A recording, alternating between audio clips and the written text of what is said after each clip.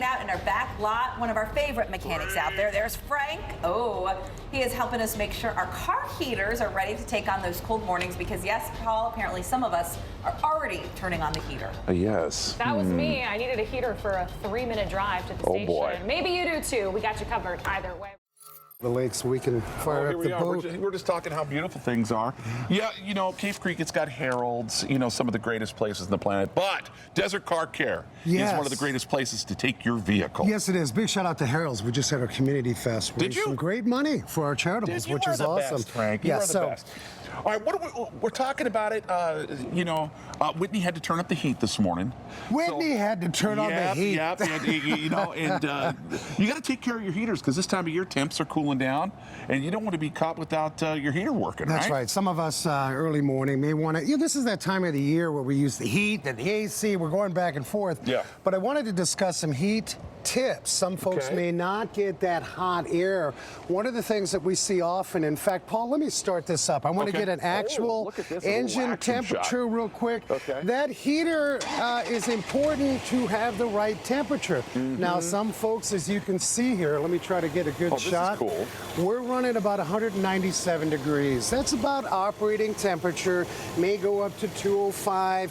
Where we don't want it to live is at 170. It's too cool. 170, 175. That may be a thermostat. I want to show folks here real quick. Dude. You can't see this, Paul. It's buried. This is crazy. And we're going to light this one up. I'm going to try really. Are we ready? You know how to do this? Yes, well, hopefully. This little science action. Okay, this is Now, cool. listen, that thermostat will open up typically about 185 to 195. As you can see, we're getting it some heat. Now, the key is if this thermostat stays stuck open, the exact opposite of what we want to do, then the engine temperature's too cool. Typically, folks will have a PO128, a check engine light. See that opening? Let's see if we can get a good...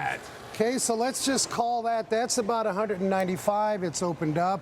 Now, if it stays open, we're not warming up that coolant. And I know some folks are saying, well, Frank, usually it overheats, but it can run too cool.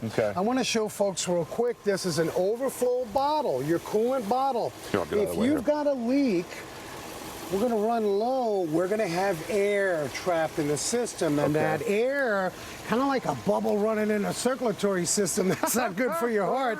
That air pocket is traveling, and that's a restriction. You can get a close shot on this design here.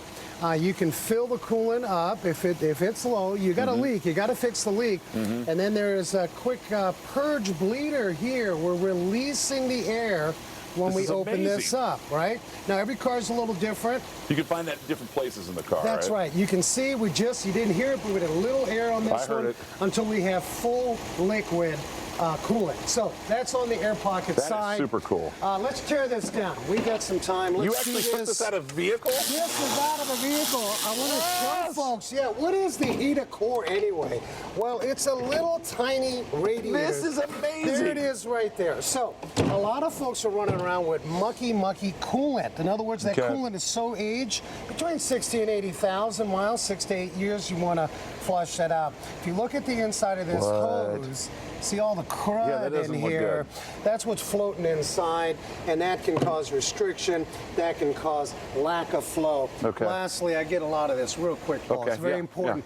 My dash is clicking. It's clickety, click, click, clicking. I start the car, and it's doing all kinds of click. Well, here's the barnyard door, I like to call it. Oh, is this what the clicking is? Well, I'm going to show you. This door will open and close, right? It's actually a blend door, allowing heat to come into the cab. Well, if it's not working and we're clicking, here's the little culprit. Let's tear this apart. See those toothed gears?